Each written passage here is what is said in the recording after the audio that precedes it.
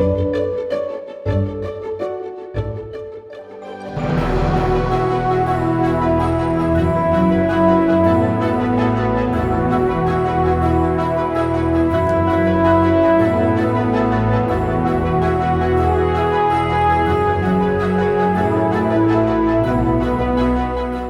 everyone, and welcome to another edition of Almost Martha. It's the party edition because we know we have Super Bowl coming up. So I thought I would share with you one of my favorite dips. I know I also have a great basil feta dip that's on the website, but this is my favorite Mexican dip, and I make it at parties all the time. People love it. They always want the recipe. So here you go. I'm going to show you how to make it. It's so easy. Yes, it is so easy. Even Mark can do it. So I'm going to show you that. And I'm also going to show you something that was so good at a Jean-Georges restaurant that I had that marries with this perfectly. So hold on. We got two special things to show you today to get ready for Super Bowl episode because this is so easy. Let me tell you. I do 50% refried beans and salsa. So it's just a, sort of half and half. I have refried beans. And for this recipe, you really need to use chunky salsa. So that very thin restaurant kind of salsa is not going to work here. You have to have thick salsa. Otherwise, this dip is going to be runny too. So I have my beans on the bottom, and now I'm just going to pour some salsa over the top. Again, about a 50-50 ratio. Now that I've got these two in here, I'm going to stir it up just a little bit. Get a little mixed up. You don't want it thoroughly mixed, but just, kind of swirl it around a few times. And I'm not giving you any measurements except 50-50 because it depends on your vessel, right? Whatever you're going to use to make the dip. Just make sure you've got a 50-50 ratio between refried beans and your salsa. So that's it. Now I am going to take some cheese. Do not buy the cheese that's in the dairy case. It's already shredded for you. It's no good. You really got to buy some nice quality cheese and grate it yourself. That cheese, if you look at cheese you grate yourself versus that cheese, you're going to notice the texture is different. It's like there's, I don't know, some sort of petroleum product in there. It's very different. It has a very different melting temperature as well. So now I'm just gonna mix in some cheese. You can leave some on top, that's fine, because we're gonna add some more on top later. If you like things hot, you can mix in some jalapenos at this moment, but we're also gonna add some jalapenos on top later. So I am just going to get my jalapenos. I'm going to add some in there because I do like it spicy. If you're taking a spicy dip to a party, it should have some spice in it, right? I had a guy one time tell me, I really appreciate the spice that you put in your chili because normally people are afraid to spice it at all and it ends up being so bland.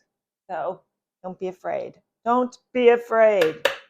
All right, so now I've added some in. So now I'm going to cover this up.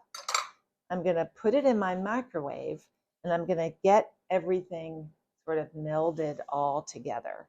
And then we will top it so it has a nice glamorous look for when we give it to our guests. So that is going to go right in the microwave.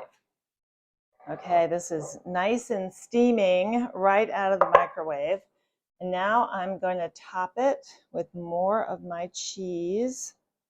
Who doesn't like cheese? Just sort of get a nice even thing. When people start dipping, all the cheese will kind of go down in there. And we've added a few jalapenos. We're going to put a few more right on top.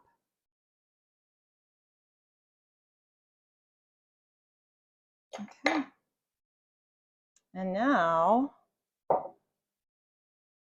we're going to put this under the broiler so it gets nice and bubbly and looks really great. While that's in the oven, I'm going to show you.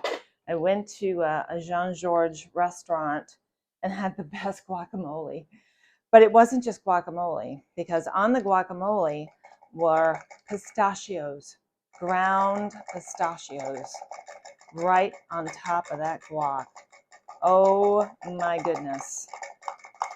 So I just put it in like my mini chopper, just chopped up those pistachios. Look at that. Isn't that beautiful? That looks so good. But the really big thing is you marry it with mango hot sauce. I kid you not, it is like the best thing ever. So hold on, I'm gonna take a bite here. Make sure I got lots of pistachios. I'm gonna put some of this mango hot sauce on here, which you can find in any grocery store.